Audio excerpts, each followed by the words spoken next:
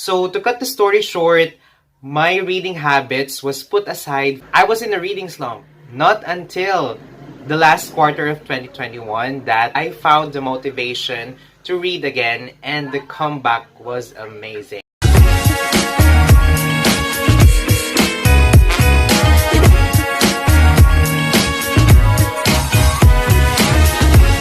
So guys, how are you all doing? I hope you're all doing well.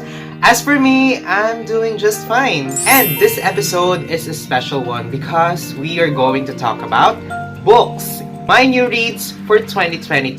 So before we start, quick history lang. My love for reading started when I was like 8 or 10 years old. And it was my late father who really introduced me to reading books. So when I went to high school, my reading habits and my love for books grew wider, and to the point that I got addicted into it.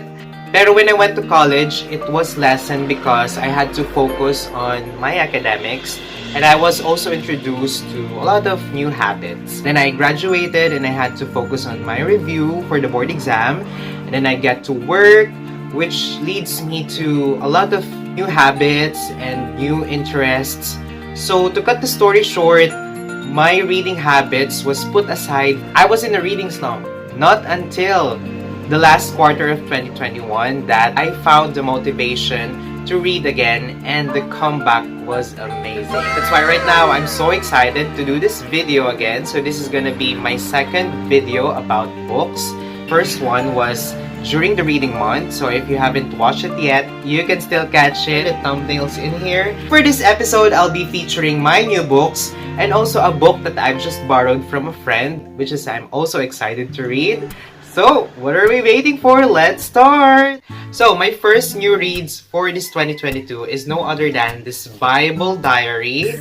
This is 365 Days with the Lord, and it's for this year 2022. This is my first Bible diary. I bought this through a friend of mine. What I like about this one is that it's so easy to use. It provides you the daily Bible readings, and in just one page you can actually read the first reading, the responsorial song, the gospel, and my favorite part is it has reflections on the lower part. Yes guys, may pa-reflection. Especially for someone like me na minsan nahihirapan akong i-comprehend yung mga Bible texts. Parang it helps a lot kapag may reflection from other people kasi nag-gain din ako ng insights from them. So on the upper part, as you can see, nakalagay na rin kung sino yung mga saints na sineselebrate for that day. Also the occasions for that same day as well.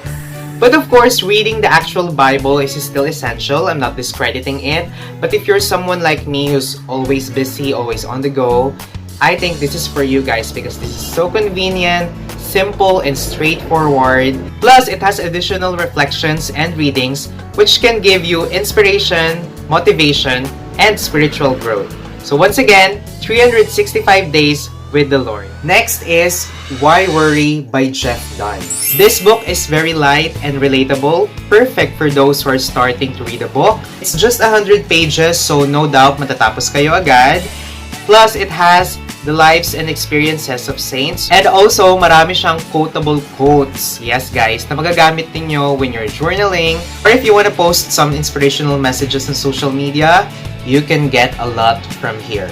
So once again, Why Worry by Dunn. And also, we have here Making Peace with Yourself by Katherine J. Hermes, FSP. She is a nun from the congregation of the Daughters of St. Paul. So I've just read a few pages from this pa lang. Hindi ko pa talaga siya nadadigest. But scanning through the pages, it seems relatable and it includes a lot of Bible passages. So if you're someone who's looking for inspiration and insights of how to really make peace with yourself, this book, guys, is for you. Once again, Making Peace with Yourself, 15 Steps to Spiritual Healing. These two books are self-help books that are based on Catholic religion. Now, going out from the spiritual genre is another self-help book which is entitled Everything is F. Sorry guys, I don't want to mention the word, but it's written by Markmanson, the same author of the book The Subtle Art of Not Giving an F. So I read that book last year. Now I'm having this sequel, Everything is F. And guys, this is another page turner.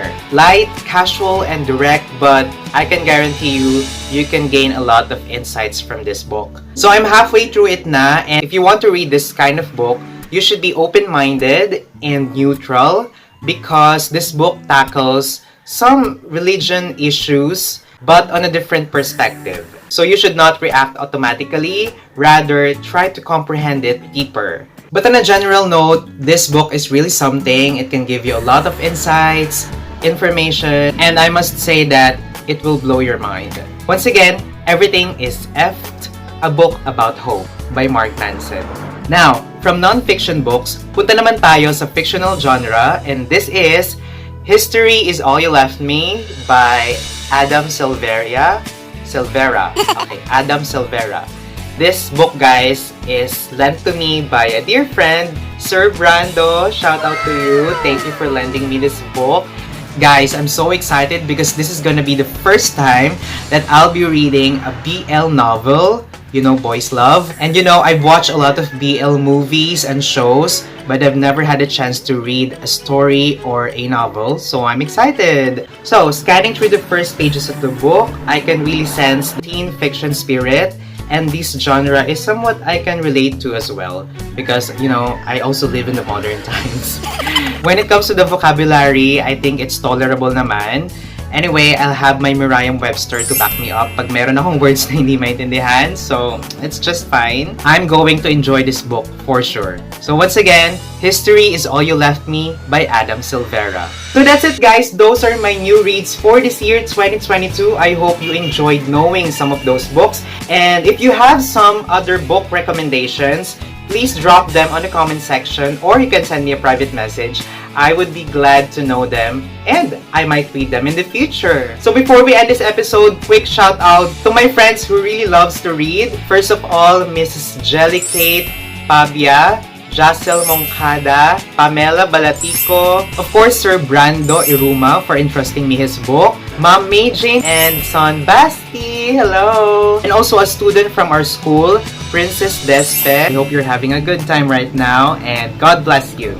So that's it. Thank you for tuning in, guys. If you like this content, don't forget to like and share this. And do subscribe if you haven't done it yet. Once again, this is Juno D for the Juno channel. Bye-bye! Bye, guys! Bisous, bisous, bisous!